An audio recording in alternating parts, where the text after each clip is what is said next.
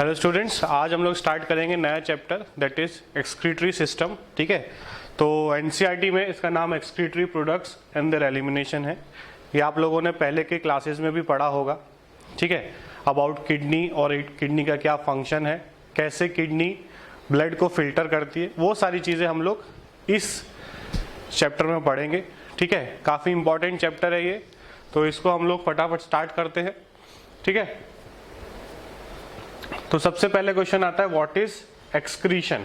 ठीक है, तो एक्सक्रीशन क्या है? It is the elimination of metabolic waste materials like ammonia, urea, uric acid from the body. ठीक है, तो बेसिक हमको जो है ये जो मेटाबॉलिक वेस्ट है इनको बॉडी से बाहर निकालना है, इसलिए हम लोग जो है एक्सक्रीशन करते हैं। अब अलग अलग ऑर्गेनिज्म जो है वो अलग अलग तरीके से एक्सक्रीशन करते हैं, अलग अलग ऑर्गन्स को यूज करते हैं। ठीक है, आगे चलते हैं इसमें हम लोग। हाँ, तो व्हाट इज एक्सक्रीशन, अगर हम लोग मैं आपको बेसिकली समझाऊं कि एक्सक्रीशन क्यों कर रहे हैं, तो जो हमारे अंदर प्रोटीन्स होते हैं वो प्रोटीन्स कभी ना कभी तो ब्रेक डाउन होगा उन प्रोटीन्स का, है ना। तो वो जो प्रोटीन्स का ब्रेक डाउन होगा वो किस फॉर्म में होगा? अमीनो एसिड की फॉर्म में होगा। अमीनो एसिड का ब्रेक डाउन क्या होगा? अमीनो ग्रुप बनेगा। ठीक है, अब जो फ्रेश वाटर और एक्वेटिक एनिमल्स है वो अमोनिया की फॉर्म में इसको रिलीज कर देंगे।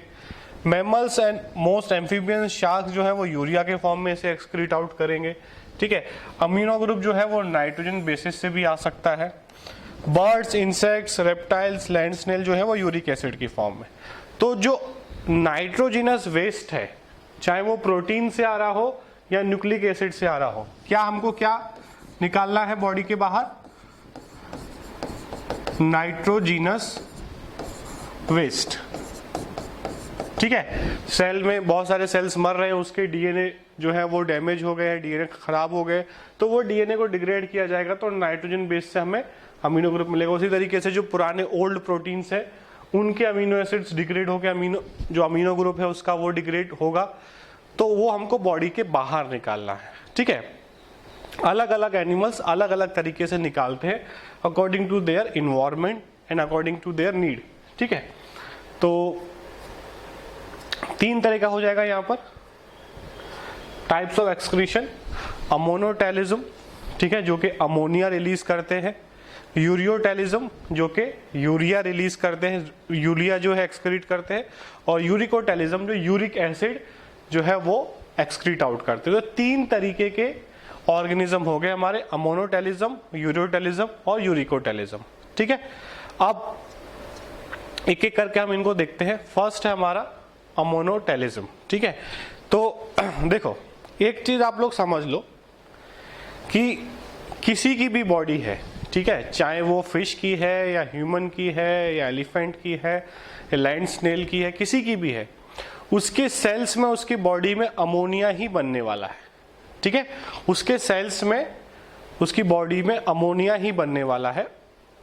अब जो कुछ ऑर्गेनिज्म है उसे अमोनिया के फॉर्म में एक्सक्रीट आउट कर देते हैं, कुछ उसे, जैसे कि हम अमोनिया को यूरिया में कन्वर्ट करते हैं बिकॉज अमोनिया ज्यादा टॉक्सिक होता है, और कुछ उसे यूरिक एसिड के फॉर्म में कन्वर्ट करके एक्सक्रीट आउट करते हैं। ठीक है, तो सबके बॉडी के अंदर बनेगा तो अमोनिया ही।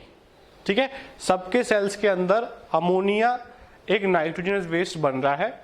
ठीक है, अब जो अमोनोटेलिज्म है जिनके पास, वो उसे अमोनिया के फॉर्म में रिलीज कर देते हैं, वो किसी चीज में उसे कन्वर्ट नहीं करते हैं। ठीक है, process of excretion of ammonia, aquatic invertebrates, aquatic insect, bony fishes, aquatic amphibians. अब यहां से आपको पता चल रहा है कि ये सब मेनली एक्वेटिक एनिमल्स कर रहे हैं, क्योंकि उनके पास बहुत ज्यादा आसपास पानी है तो वो इजीली अमोनिया को वहां से डिफ्यूज आउट कर सकते हैं, बट हमारे साथ ऐसा केस नहीं है।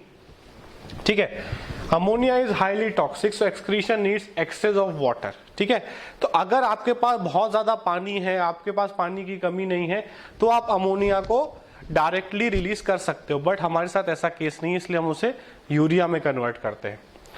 Ammonia is readily soluble in water and is excreted by diffusion through body surface or gill surfaces in fishes as ammonium ions. ठीक है, तो इजीली वो बॉडी सरफेस से डिफ्यूजन के थ्रू वो एक्सक्रीट आउट कर देते हैं अमोनोटेलिक ऑर्गेनिजम्स। ठीक है, kidneys do not play any significant role in removal, ठीक है, यहाँ पे कोई भी किडनी का कोई सिग्निफिकेंट रोल नहीं है। उसके बाद सेकंड है यूरियोटेलिज्म, जहां पर हम यूरिया के फॉर्म में नाइट्रोजनस वेस्ट को रिलीज करते हैं, ठीक है। Cartilage fish, terrestrial and semi aquatic amphibians, frog, toads, aquatic and semi aquatic reptiles, mammals, ये सब जो है वो यूरियोटेलिज्म में आते हैं।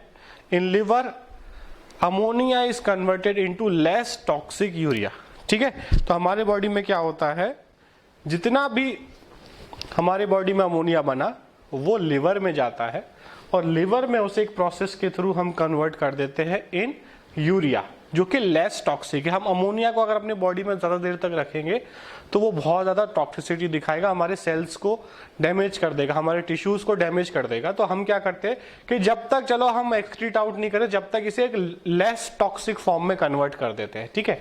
तो जो लेस टॉक्सिक फॉर्म है वो है यूरिया, ठीक है।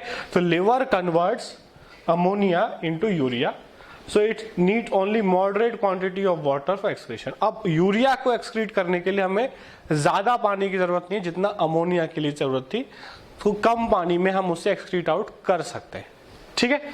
तो ये एक एडेप्टेशन है जो लैंड एनिमल्स ने एक्वायर किया है, जो कम पानी में सर्वाइव करते हैं। Some amount of urea may be retained in the kidney matrix of some animals to maintain a desired osmolarity। और जरूरी नहीं है कि जितना यूरिया बना है वो सारा ही हम एक साथ एक्सक्रीट आउट कर दे, कुछ हम लोग सॉल्ट बैलेंस और ऑस्मोटिक बैलेंस बनाने के लिए किडनीज में थोड़ा सा रख लेते हैं, ठीक है, और वो एक्सक्रीशन में ही हेल्प करता है। तो थोड़ा सा यूरिया जो है हम लोग किडनी में रख लेते हैं, पूरा एक्सक्रीट आउट नहीं करते, जिससे वहां का किडनी का जो है ऑस्मोटिक बैलेंस बना रहता है और continuous excretion, filtration of blood चलता रहता है, ठीक है। उसके बाद थर्ड है यूरिकोटेलिज्म, ये यूरिक एसिड रिलीज करते हैं, ठीक है। It is insoluble in water, so water is not required for excretion, यहाँ पे वाटर की जरूरत नहीं है। Insects, land crustacean, land snail, terrestrial reptiles and birds, ठीक है। तो बर्ड्स जो है वो एकदम पैलेट फॉर्म में यूरिक एसिड को रिलीज करते, वो बिल्कुल भी वाटर वेस्ट नहीं करना चाहते। ये सारे एनिमल्स जो है वो बिल्कुल भी वाटर वेस्ट नहीं करते। जैसे हम लोग जो है यूरिन में रिलीज करते हैं यूरिया को, है ना, यूरिन में रिलीज करते हैं, उसमें हमारा बहुत सारा यूरिया को रिलीज करने के लिए हम लोग इतना ज्यादा वाटर वेस्ट कर रहे हैं। जो यूरिन में जो वाटर जा रहा है 90% इज वाटर, ठीक है। ये लोग उतना भी वाटर वेस्ट नहीं करना चाहते, तो ये यूरिक एसिड को रिलीज करते हैं in the form of pellet, ठीक है। तो ureotelism and uricotelism are needed for water conservation. ये दोनों कंडीशन जो है वो वाटर कंजर्वेशन के लिए है। यूरियोटेलिज्म उसमें लेस वाटर कंजर्वेशन हो रहा है, इसमें तो पूरी तरीके से वाटर कंजर्व हो रहा है, क्योंकि वाटर एक्सक्रीट आउट कर ही नहीं रहे हैं वो लोग, ठीक है। तो यहां पर तीनों का कंपैरिजन दिया हुआ है, ठीक है। एक बार हम लोग देख लेते हैं। जैसे कैरेक्टर क्या है, एक्सक्रीटरी मैटर, अमोनोटैलिक में हमको पता है अमोनिया है, यूरियोटैलिक में यूरिया है, और यूरिकोटैलिक में यूरिक एसिड है, ठीक है। और रिक्वायरमेंट ऑफ वाटर की बात करें, अमोनोटैलिक में बहुत ज्यादा पानी चाहिए इसको रिलीज करने के लिए, लेस देन अमोनिया, और इसमें लीस्ट सबसे कम पानी चाहिए यूरिक एसिड को रिलीज करने के लिए। Mechanism of excretion, diffusion body surface के साथ डिफ्यूजन से हो जाएगा, ठीक है, गिल सरफेसेस से हो सकता है अमोनियम आयन, ठीक है। यहां पर ammonia produced by metabolism is converted into urea in the liver and released into the blood which is filtered and excreted out by the kidneys। मतलब जो भी अमोनिया बना मेटाबॉलिज्म में, पूरी बॉडी में जो है वेस्ट बनेगा, waste in the form of ammonia, वो सारा अमोनिया हम कहाँ ले जाएंगे, लिवर में। लिवर उसे किसे कन्वर्ट कर देगा, अमोनिया टू कन्वर्ट कर देगा उसको यूरिया में। यूरिया जो है लिवर वापिस से ब्लड में डाल देगा, वो ब्लड जब किडनी में जाएगा तो किडनी ब्लड में से यूरिया निकाल देगी और यूरिन के थ्रू उसे बॉडी के बाहर रिलीज कर देगी, ठीक है। उसके बाद ammonia is highly toxic, highest toxicity है इसका, लेस देन अमोनिया और लीस्ट टॉक्सिक, ठीक है। एग्जाम्पल यहाँ पर दिए हुए हैं, ये एग्जाम्पल्स आपको देख लेने हैं। मैमल्स में जो है हम लोग, मैमल्स जो है वो यूरिकोटेलिक में आते हैं, और यूरियोटेलिक में आते हैं, और यूरिकोटेलिक में सबसे इंपॉर्टेंट बर्ड्स आते हैं। ठीक है, तो ये हो गया तीनों का कंपैरिजन। उसके बाद अलग अलग ऑर्गेनिजम्स में क्या क्या एक्सक्रीटरी ऑर्गन्स प्रेजेंट हैं, ये हम लोग देख लेते हैं यहां पर। फर्स्ट है प्रोटोनेफ्रिडिया, जिनको हम लोग फ्लेम सेल्स भी बोलते हैं, हम लोगों ने एनिमल किंगडम में देखा हुआ है ऑलरेडी। इसमें किसमें मिलेंगे ये? प्लेटीहेल्मिन्थिस में, रोटिफर्स, सम एनिलिड्स और सिफेलोकॉर्डेटा में हमको ये एक्सक्रीटरी ऑर्गन मिलेगा। ठीक है, नेफ्रिडिया में किसमें देखने को मिलेंगे? एनिलिड्स में, इसका एग्जांपल है अर्थवॉर्म। माल्फिजियन ट्यूब्यूल्स हमें इंसेक्ट्स में देखने मिलेंगे, जो कॉकरोचेस है, उसका एग्जांपल है। उसके बाद एंटीनल ग्लैंड या ग्रीन ग्लैंड, क्रस्टेशियंस, प्रॉन। ठीक है, और किडनीज हमको ऑल वर्टिब्रेट्स में, ऑल हायर एनिमल्स में हमको देखने को मिलेंगे किडनीज एज एक्सक्रीटरी ऑर्गन। ठीक है, तो ये भी पूछा जा सकता है कि भाई एनिलिड्स में एक्सक्रीटरी ऑर्गन क्या है, प्लेटीहेल्मिन्थिस में क्या है, या प्रोटोनेफ्रिडिया या फ्लेम सेल्स किसके एक्सक्रीटरी ऑर्गन है, या फ्लेम सेल्स किस में पाए जाते हैं। ठीक है, तो ये चीज हमको यहाँ पर याद रखनी है, ये बेसिक है। ठीक है, सब ये पूरा नोट डाउन कर लेना है आपको। आगे चलते हैं हम लोग। अब हम लोग बाकी ऑर्गेनिजम्स की बात नहीं करेंगे, अब हम सिर्फ ह्यूमन एक्सक्रीटरी सिस्टम की बात यहाँ पर करेंगे कि ह्यूमन में एक्सक्रीटरी सिस्टम कैसे काम करता है, किडनीज होते हैं, किडनी कहाँ होते हैं, कितने किडनी होते हैं। ठीक है, किडनी का फंक्शनिंग कैसा है, उसका फंक्शनल यूनिट क्या है। ठीक है, ये सारी चीजें किडनी के बारे में, पूरा ह्यूमन एक्सक्रीटरी सिस्टम के बारे में हमें इस चैप्टर में हम लोग जानेंगे। तो स्टार्ट करते हैं हम ह्यूमन एक्सक्रीटरी सिस्टम। हाँ, अब ह्यूमन एक्सक्रीटरी सिस्टम में हमें क्या देखने को मिलेगा? A pair of kidneys. ठीक है, पेयर ऑफ किडनीज हमको देखने को मिलेगा। अगर आप ध्यान से देखोगे तो एक किडनी थोड़ा सा नीचे है एज कंपेयर टू दूसरा किडनी। ठीक है, ये हम देख रहे हैं पेयर ऑफ किडनी हो गया। उसके बाद पेयर ऑफ यूरेटर्स, जो किडनी से जो पाइप निकल रहा है, दिस इज यूरेटर। तो दोनों किडनी से किक निकलेगा तो पेयर ऑफ यूरेटर हो गया। उसके बाद यूरिनरी ब्लैडर।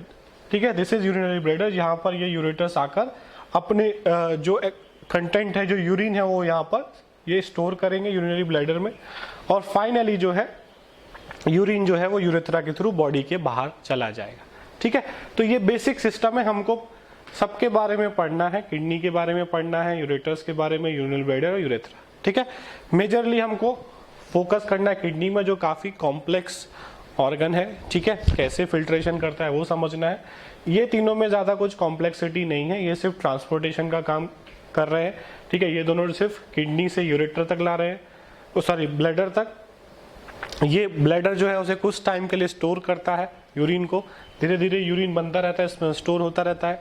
उसके बाद हमको एक सिग्नल आता है यूरिनेशन का, और हम फाइनली यूरेथ्रा के थ्रू यूरिन को पास आउट कर देते हैं आउट ऑफ आवर बॉडी। ठीक है,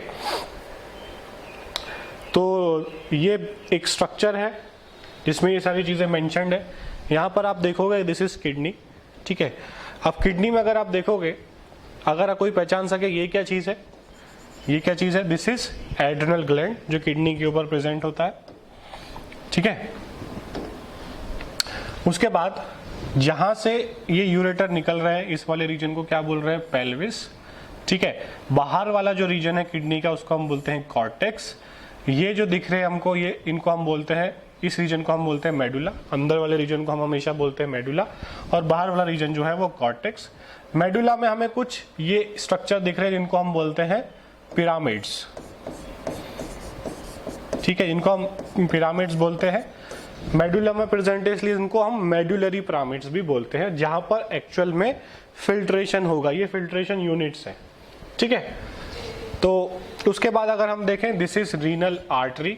ठीक है, ये आर्टरी है जो ब्लड लेकर आएगी फिल्ट्रेशन के लिए। उसके बाद ये रीनल वेन है।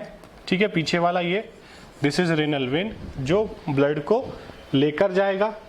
उसके बाद दिस इज डोर्सल आयोटा। ठीक है, ये यूरेटर्स हैं, यूरिनरी ब्लैडर और यूरेथ्रा। तो ये बेसिक स्ट्रक्चर है, यहाँ पर एक एक करके हम इन सारी चीजों को पढ़ेंगे।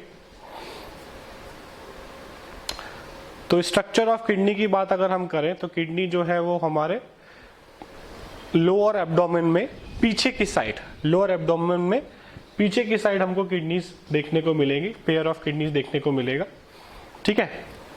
रेडिश ब्राउन इन कलर होंगे, ठीक है, रेडिश ब्राउन इनका कलर होता है। Bean shaped, this is bean shaped, ठीक है। Structure enclose in A type 3 layered fibrous capsule, ठीक है। तो इसके ऊपर, किडनी के ऊपर एक 3 लेयर का फाइब्रस कैप्सूल प्रेजेंट होगा, ठीक है। फाइब्रस कैप्सूल किसका बना होगा? फाइबर का बना होगा, फाइब्रस टिश्यू का बना होगा। It is situated between the levels of last thoracic and third lumbar vertebra, ठीक है। तो जो लंबर वर्टिब्रा होता है, ठीक है, लास्ट थोरेसिक, जो हम लोग लोकोमोशन वाले चैप्टर में पढ़ेंगे कि हमारे डिफरेंट वर्टिब्रा होते हैं पीछे वर्टिब्रल कॉलम में। तो अगर किसी को पूछना है कि कहां पर होगा kidney, between last thoracic and third lumbar vertebra, ठीक है। इसका लोकेशन अगर हमको बताना है तो लेंथ जो है वो 10 to 12 सेंटीमीटर होगा, विड्थ 5 to 7 सेंटीमीटर, थिकनेस जो है वो अराउंड 2 to 3 सेंटीमीटर्स, और एवरेज वेट जो है वो अराउंड 120 to 170 ग्राम होगा, ठीक है। तो ये सारी चीजें बहुत इंपॉर्टेंट है, ये पूछा जाता है, लोकेशन पूछा जाता है, तो याद रखना है थर्ड लंबर वर्टिब्रा के आसपास। और लास्ट थोरेसिक के बाद लंबर वर्टिब्रा स्टार्ट होते हैं, तो लास्ट थोरेसिक और थर्ड लंबर वर्टिब्रा तक किडनी जो है प्रेजेंट रहेगा, ठीक है। यहाँ पर जैसे आप देख रहे हो, तो यहाँ से हम लोग देख सकते हैं कि ये लास्ट, मान लो ये लास्ट थोरेसिक है और ये थर्ड यहाँ पर लंबर वर्टिब्रा होगा, वहां तक किडनी प्रेजेंट है, ठीक है। तो ये उसके वैल्यूज हो गए, लेंथ, वेट, थिकनेस, वेट। उसके बाद आगे चलते हम लोग। On the concave side of kidney there is opening known as hilum और हाइलस। अब देखो, ये वाला जो ओपनिंग है अंदर वाला जो किडनी का है, इसको हम बोलते हैं कॉनकेव साइड, और ये हमारा कॉन्वेक्स साइड, ठीक है। तो यहाँ पर जो ओपनिंग है, जहां से ये सारी चीजें अंदर बाहर जा रही हैं, ठीक है, जो भी पाइप्स अंदर बाहर जा रहे हैं, इस ओपनिंग को हम बोलते हैं हाइलम, ठीक है। Through which blood vessels, nerves, lymphatic ducts and ureter enter the kidney, ठीक है। तो ये किडनी का ओपनिंग है, जहां से सारे पाइप्स जो है वो अंदर या बाहर जाएंगे, ठीक है। यहां पर आप देख रहे हो, इसका सेक्शन हमने कट किया, तो देखा दिस इज रीनल आर्टरी। अब रीनल आर्टरी को आप देख रहे हो कि ये जो है आगे जाके पूरा छोटे छोटे पाइप्स में डिवाइड होता जा रहा है, और हर पाइप जो है वो किडनी में फैलता जा रहा है, ठीक है। ये जो है फैलता जा रहा है। उसी तरीके से ये वाला जो रीजन है, दिस इज पेल्विस। अब क्या होगा, यहाँ पे ये आर्टरी जो है वो ब्लड लेकर आएगी, ठीक है, और ये ब्लड का फिल्ट्रेशन ये सारे रीजन्स में, ये पिरामिड्स में, इन पिरामिड्स में जो है फिल्ट्रेशन होगा, ठीक है।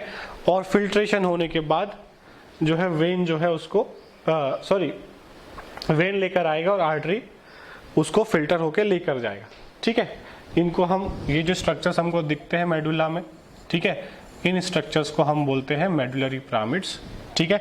जहां पे स्पेस ज्यादा खाली उसे हम मेजर कैलिक्स बोलते हैं, जहां पे स्पेस कम है वहां पर उसको हम माइनर कैलिक्स बोलते हैं, ठीक है।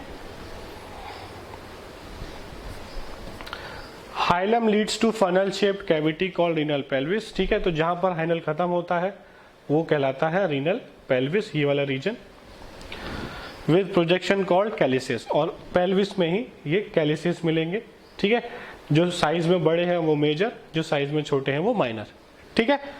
तो हाइलम, ये जो हम लोगों ने लास्ट स्ट्रक्चर में देखा था, हाइलम से जैसे एंटर करेंगे हम लोग, जो स्ट्रक्चर दिखेगा हमको, एक खड्डा, एक एम्प्टी स्पेस है वहां पर, ठीक है, वो हमको देखने को मिलेगा, उसका नाम है पेल्विस, जहां पे पूरा सब जगह से फिल्टर होकर यूरिन यहाँ पर इकट्ठा होगा और यहाँ से यूरेटर के थ्रू जाएगा, ठीक है। तो ये एक एम्प्टी स्पेस है, एक जगह है, एक खड्डा है, जहां पर ये सारे जो पिरामिड्स है इनके अंदर नेफ्रॉन्स प्रेजेंट होंगे। किडनी का स्ट्रक्चर एंड फंक्शनल यूनिट है नेफ्रॉन, और नेफ्रॉन, हजारों लाखों नेफ्रॉन्स यहाँ पर है। ये सब नेफ्रॉन थोड़ा थोड़ा यूरिन बनाएंगे, सब इकट्ठा होकर यहाँ पर आएगा पेल्विस रीजन में, और पेल्विस रीजन में से क्या होगा, पेल्विस रीजन से वो यूरिन यूरेटर के थ्रू यूरिनरी ब्लैडर में चला जाएगा, ठीक है।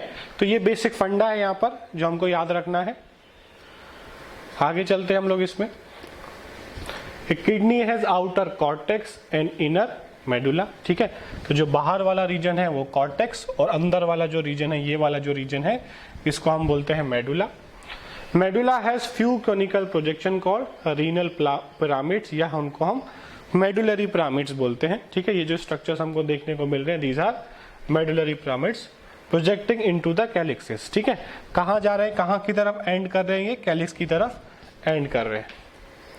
Cortex extend in between the medullary pyramids as renal columns called as column of Bertini. हाँ, अब ये इंपॉर्टेंट है, यहां पर आप देखोगे ये वाला रीजन जो है वो कॉर्टेक्स है, ठीक है। और ये जो रीजन है, ये जो रीजन है, ये जो रीजन है, ये जो रीजन है, दिस इज मेडुला, ठीक है। बट आप देख रहे हो कि यहां पर ये रीजन जो है, ये वाला रीजन, ये वाला रीजन, यहां पर कॉर्टेक्स अंदर की तरफ जा रहा है, ठीक है। यहां पर कॉर्टेक्स अंदर की तरफ है, यहां पर कॉर्टेक्स, ये स्पेस जो है, ये वाला स्पेस, दो पिरामिड्स के बीच में जो स्पेस है यहां पर, ठीक है, यहां पर, तो ये जो रीजन है वहां पर कॉर्टेक्स एक्सटेंड कर गया है बिटवीन द मेडुलरी पिरामिड्स, ठीक है। दो पिरामिड्स के बीच में कॉर्टेक्स जो है वो अंदर की तरफ आ गया है, ठीक है। और इस एरिया को हम बोलते हैं कॉलम्स ऑफ बर्टिनी, ठीक है, कॉलम्स ऑफ बर्टिनी या रीनल कॉलम, ठीक है। तो ये हमको याद रखना है कि कॉर्टेक्स वैसे तो बाहर वाला एरिया है, बट कुछ कुछ रीजन्स पे उसने अंदर एंट्री मार ली है दो पिरामिड्स के बीच में से, और ये जो अंदर उसने एंट्री मारी है इसको हम बोलते हैं कॉलम्स ऑफ बर्टिनी, ठीक है। या फिर नॉर्मली इसको हम रीनल कॉलम बोलेंगे, और इसका नाम रख दिया है कॉलम्स ऑफ बर्टिनी क्योंकि बर्टिनी ने फर्स्ट टाइम इनको फाइंड किया था, ठीक है। तो ये बेसिक स्ट्रक्चर हम लोग ने समझ लिया किडनी का, ठीक है। तो ये किडनी का स्ट्रक्चर सबको जान लेना है। इसमें अगर कोई डाउट आता है, आपको कुछ समझ में नहीं आता है, तो आप लाइव क्लास में पूछ सकते हो। आगे चलते हैं हम लोग इसमें।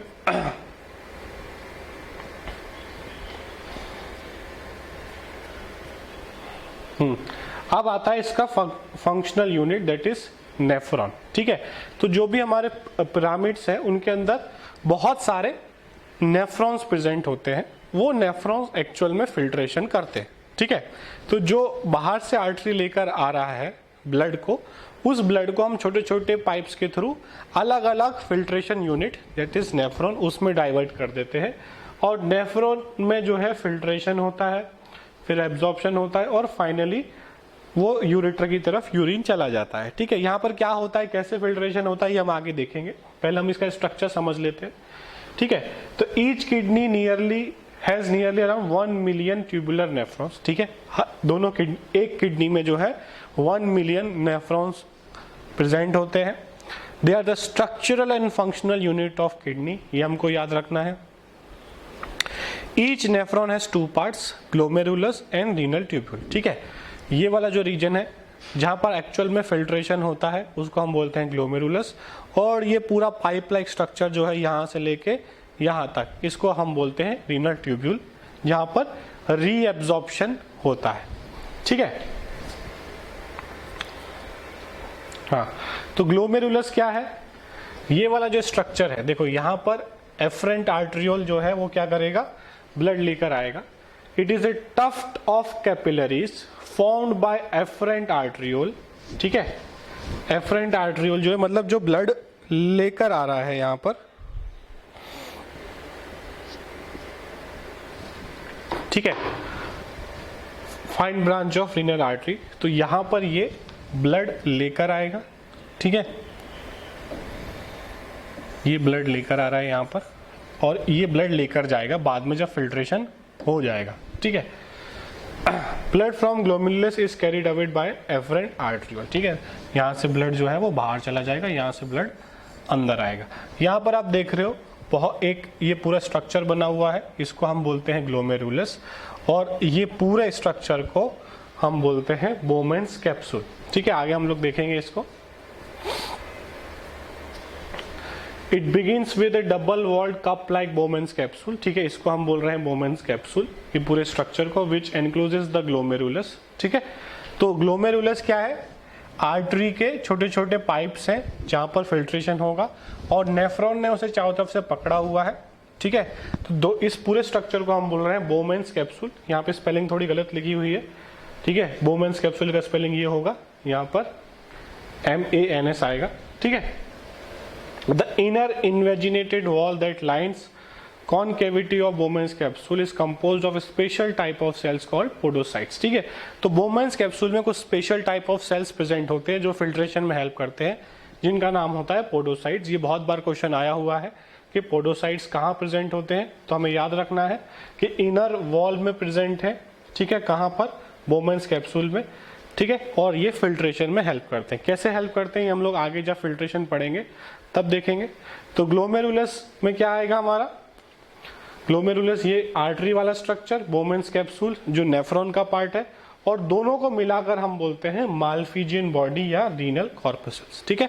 तो ये बहुत बार क्वेश्चन आता है कि what is Malpighian body, glomerulus plus Bowman's capsule. Glomerulus artery का पार्ट है, आर्टरी के छोटे छोटे पाइप्स है, और ये बोमेंस कैप्सूल जो है वो नेफ्रॉन का पार्ट है।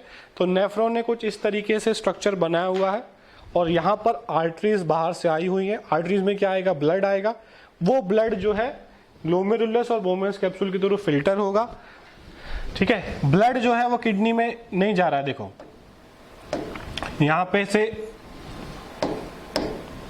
यहाँ से ब्लड आया, अब ये ब्लड छोटे छोटे आर्टरीज में इस तरीके से घूमेगा, यहाँ पर फिल्ट्रेशन होगा, ठीक है, इस पूरे स्ट्रक्चर में फिल्ट्रेशन होगा। ब्लड में से जो वेस्ट है, ठीक है, कौन सा वेस्ट, नाइट्रोजनस वेस्ट प्लस कुछ काम की चीजें, ठीक है, मिनरल्स, ऐसा तो है नहीं कि सारी चीजें आ जाएंगी, minerals plus water plus glucose भी आ सकता है, बाकी चीजें, बहुत सारी चीजें आ सकती है। तो एक तरीके से मान लो कि जब आप सफाई करते हो रूम की, ठीक है, आपके पेरेंट्स ने बोला कि तुझे अपना रूम साफ करना है, ठीक है, या तुझे घर की सफाई करनी है, तो जब हम लोग फर्स्ट टाइम फिल्ट्रेशन जैसा कर रहे हैं हम लोग, जो काम की चीजें वो रखनी, तो हम जब कचरा निकालते हैं तो बहुत सारी चीजें निकाल देते हैं, ठीक है। तो यहाँ पे हम कचरा निकालने का काम कर रहे हैं, और यहाँ पे कचरा इकट्ठा हो रहा है, अब ये कचरा आगे जाएगा, ठीक है, ये कचरा कहाँ जाएगा, आगे रीनल ट्यूब्यूल में। अब इस कचरे में से बॉडी क्या करेगी कि नहीं, हमारा एम क्या है, हमें सिर्फ नाइट्रोजन वेस्ट निकालना है, बट यहाँ पर क्या हुआ, साइज के बेसिस पे फिल्ट्रेशन हो रहा है, तो यूरिया के साथ साथ ग्लूकोज भी आ गया, अमीनो एसिड्स भी आ गए हैं, कुछ मिनरल्स भी आ गए हैं। तो बॉडी, जब हम कचरा वाले को देने, जब आता है कचरे वाले देने का नंबर आता है, तो हम क्या करते हैं, जो हमने कचरा इकट्ठा किया है अपने घर में से, जो भी बेकार चीज़ें निकाली है, उसमें से हम वापस उठाने लगते हैं कि नहीं यार ये तो काम आ जाएगा, इसको नहीं फेंकना है, ये कुछ काम आ जाएगा, इसको नहीं फेंकना है। फिर मम्मी बोलती नहीं नहीं ये क्यों फेंक रहे हो, ये तो काम की चीज़ है, इसको रख लो, ठीक है। तो हम रीएब्जॉर्प्शन करते हैं, पहले तो हम जोश जोश में सब चीजें फेंक देते हैं, ये काम का नहीं फेंक दो, ये काम का नहीं फेंक दो, बट जब उसे कचरे वाले को, पस्ती वाले को देने का टाइम आता है, तो हम उसमें से रीएब्जॉर्ब करने लगते हैं कि नहीं भाई ये नहीं देना है, ये रख दो वापस, ठीक है।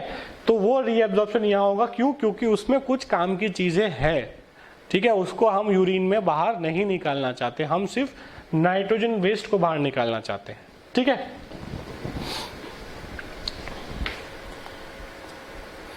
तो ये हमको याद रखना है कि ग्लोमेरुलस और बोमेंस कैप्सूल दोनों मिलाकर बनाते हैं, this structure is known as Malpighian body, जिसमें ये दोनों आ जाएंगे, ठीक है। अब अगर हम लोग आगे देखें तो ये हमारा जो है बोमेंस कैप्सूल हो गया, ठीक है, यहां पर जो है फिल्ट्रेशन होगा। अब फिल्ट्रेशन होने के बाद ब्लड जो है वो ऐसे आगे पास ऑन, ब्लड नहीं सॉरी, जो फिल्ट्रेट बना है उसको हम लोग यूरिन भी नहीं बोल सकते, क्योंकि यूरिन जो है वो फाइनल प्रोडक्ट जो यहाँ पर जाएगा वो यूरिन होगा।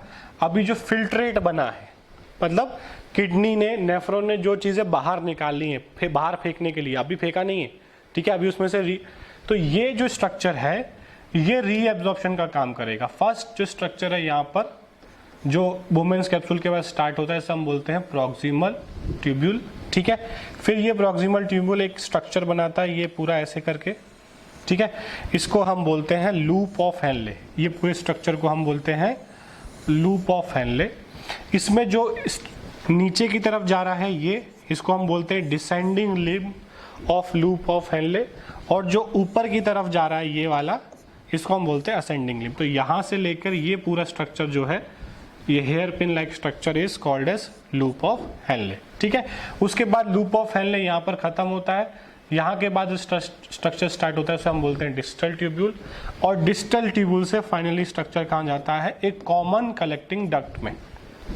कॉमन कलेक्टिंग डक्ट मतलब कि जो बहुत सारे नेफ्रॉन का, मतलब यहाँ पर किसी और नेफ्रॉन का डीसीटी ओपन हो, जैसे यहाँ पे इसका डीसीटी ओपन हो रहा है, यहाँ पे किसी और नेफ्रॉन का, तो ये सबका कचरा लेकर जा रहा है कहाँ पर, यूरेटर से ब्लैडर की तरफ, ठीक है। तो कलेक्टिंग डक्ट जो है वो नेफ्रॉन का पार्ट नहीं है, वो एक कॉमन डक्ट है जो सारे नेफ्रॉन्स का जो फिल्ट्रेट है वो आगे लेकर जा रहा है, जो आफ्टर रीएब्जॉर्प्शन है, ठीक है। तो कलेक्टिंग डक्ट जो है वो नेफ्रॉन का पार्ट नहीं है। Collecting duct is a common pipe between many neurons, sorry many nephrons, ठीक है। तो यहां पर फिल्ट्रेशन होगा, यहां पर फिल्ट्रेट बनेगा, फिल्ट्रेट में कचरा भी होगा, काम की चीजें भी होंगी। काम की चीजें ये पूरे पाथ में, ये पूरे रास्ते में काम की चीजों को नेफ्रॉन वापस खींचेगा, ठीक है, वहां से रीएब्जॉर्ब करेगा और कोशिश करेगा कि मैक्सिमम कचरा ही यहाँ पर कलेक्टिंग डक्ट में पहुंचे। पर थोड़ा बहुत काम की चीजें भी जाती है यूरिन में, बट मैक्सिमम जो है उसको यहाँ पर इस पूरे पाथ में रीएब्जॉर्ब कर लिया जाता है, ठीक है। तो ट्यूबुलर कंटेंट पीसीटी, ये वाला जो स्ट्रक्चर से हम बोलते हैं proximal tubule, proximal convoluted tubule. Convoluted मतलब इस तरीके से ये कॉन्वुलेटेड है। हेनलेस लूप, ये वाला पूरा हेनले लूप हुआ, ठीक है। और डिस्टल कॉन्वुलेटेड ट्यूब्यूल, इसको हम बोलते हैं डीसीटी, इसको हम बोलते हैं पीसीटी, ठीक है। Henle loop is here pin structure, it has descending and ascending limb. जो नीचे जा रहा है वो डिसेंडिंग लिम्ब, जो ऊपर जा रहा है वो असेंडिंग लिम्ब, ठीक है। तो ये नेफ्रॉन का स्ट्रक्चर हम लोगों ने समझा। The DCT of many nephrons open into a common collecting duct, ठीक है। तो DCT के जो है वो कहां पर ओपन होगा, कलेक्टिंग डक्ट में ओपन होगा, ठीक है। Collecting duct extend from cortex to inner parts of medulla, ठीक है। तो यहां पर हम देख रहे हैं कि ये कॉर्टेक्स रीजन है। अगर किडनी के हिसाब से हम देखें, यहां पर ये वाला रीजन है ग्लोमेरुलस और ऊपर वाला, और जो लूप ऑफ हेनले और कलेक्टिंग डक्ट है वो मेडुला में अंदर की तरफ है, मेडुला में फैला हुआ है, ठीक है। Collecting duct extend from cortex to inner part of medulla, cortex से ये पूरा नीचे तक जा रहा है। They converge and open into a renal pelvis, ये कहां पर जाकर ओपन होगा, ये पेल्विस वाले रीजन में जाकर ओपन होगा, जो खाली जगह है, खाली स्पेस है। Through medullary pyramids into the calyces, ठीक है, मेडुलरी पिरामिड्स से होते हुए कैलिसिस के थ्रू जाएगा। Malpighian body PCT and DCT are situated in the renal cortex, ठीक है। तो ये जो है रीनल कॉर्टेक्स में प्रेजेंट होगा। ये वाला जो चीजें हैं ग्लोमेरुलस, पीसीटी, डीसीटी, ये किडनी के ऊपर वाले पार्ट में, मार्जिन वाले पार्ट में होगा। और ये जो पाइप्स हैं लूप ऑफ हेनले और collecting duct, loop of Henley तो खैर वापस आ जा रहा है, ठीक है। कलेक्टिंग डक्ट जो है उसको यहां से नीचे ले जा रहा है, ठीक है। कलेक्टिंग डक्ट जो क्या कर रहा है, यहाँ से सब में से सारे नेफ्रॉन से कलेक्टिंग डक्ट निकलेंगे और क्या करेंगे, कैलिक्स के थ्रू होते हुए यहाँ पर यूरिन को यहाँ पर डालेंगे, और यहाँ से यूरिन जो है वो यूरेटर के थ्रू यूरिनरी ब्लैडर में चला जाएगा। तो हर एक फिल्ट्रेशन यूनिट अपना कचरा कलेक्टिंग डक्ट के थ्रू पेल्विस तक पहुंचाएगा, ठीक है।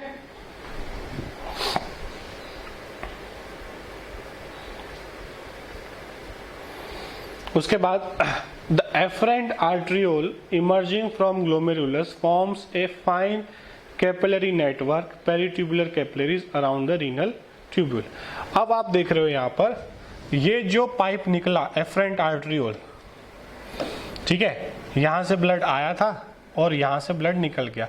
ये एफरेंट आर्ट्रियोल ऐसे ही चला नहीं जाता वापस, ये क्या करता है, एक नेटवर्क बनाता है ब्लड कैपिलरीज का लूप ऑफ हेनले के ऊपर, ठीक है। क्यों, क्योंकि लूप ऑफ हेनले में रीअब्जॉर्प्शन होने वाला है।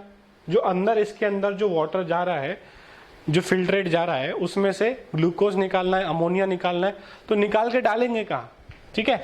तो यहाँ से निकलेगा और इसमें चला जाएगा, जो भी काम की चीज़ें हैं वो लूप ऑफ हेनले में से निकलेगी और ब्लड कैपिलरी में चला जाएगा। ठीक है, तो लूप ऑफ हेनले के चारों तरफ, नेफ्रॉन के चारों तरफ ये एक नेटवर्क बनाया हुआ है, जिससे जो भी काम की चीज़ें हम फिल्ट्रेट में से वापस निकालना चाहते हैं वो हम लोग निकाल के वापस से ब्लड में डाल दें और ये ब्लड जो है वो वापस से बॉडी में चला जाएगा। ठीक है, तो क्योंकि इसमें से ही ब्लड आया था, एफरेंट में से, ब्लड में से हमने कचरा निकाला, बट कचरे के साथ साथ कुछ काम की चीज़ें भी निकल गई।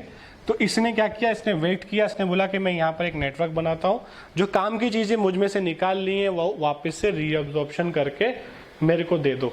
ठीक है, तो वासा रेक्टा जो है, ये पूरा स्ट्रक्चर जो लूप ऑफ हेनले के आसपास बना है, इसको हम वासा रेक्टा बोलते हैं।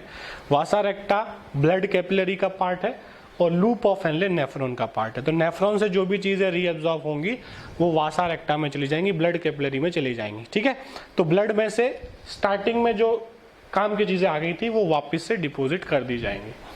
ठीक है, तो ये जो यू शेप स्ट्रक्चर बना हेनले लूप के ऊपर, इसको हम बोलेंगे वासा रेक्टा। ठीक है, आगे चलते हैं। अब जो नेफ्रॉन है वो दो टाइप के होते हैं, कॉर्टिकल नेफ्रॉन और juxta medullary nephrons. Cortical nephron ज़्यादा होते हैं, अराउंड 85%, और जक्स्टा मेडुलरी जो है वो around 15%। In this the Henle loop is short. ठीक है, फ़र्क क्या है दोनों में, कि जो कॉर्टिकल नेफ्रॉन है, ठीक है, उसका जो हेनले लूप है वो छोटा होगा and extend only very little into the medulla. Medulla में थोड़ा बहुत कम रेंज तक जाता है, पूरा डीप नहीं जाता है मेडुला में, मेनली ये कॉर्टेक्स के आसपास ही रहेगा, थोड़ा सा मेडुला में आप देख रहे हो जा रहा है। ठीक है, वासा रेक्टा इज एब्सेंट और हाईली रिड्यूस। वासा रेक्टा यहाँ पर एब्सेंट होगा, जो ब्लड कैपिलरीज का नेटवर्क था, या बहुत कम होगा। ठीक है, जक्स्टा मेडुलरी नेफ्रॉन्स 15% है ये वाले। ठीक है, in this Henle loop is long and runs deep into medulla. यहाँ पर हेनले लूप काफी लंबा है और मेडुला के अंदर तक जाता है। वासा रेक्टा यहाँ पर प्रेजेंट होगा। ठीक है, तो वासा रेक्टा यहाँ पर प्रेजेंट होगा जो रीएब्जॉर्ब करेगा। यहाँ पे भी प्रेजेंट हो सकता है बट कम अमाउंट में। ठीक है, तो इन दोनों के बीच में कुछ बेसिक डिफरेंस दिए हुए हैं, कुछ हम ऑलरेडी पढ़ चुके हैं अभी। ठीक है, ये 85% होगा।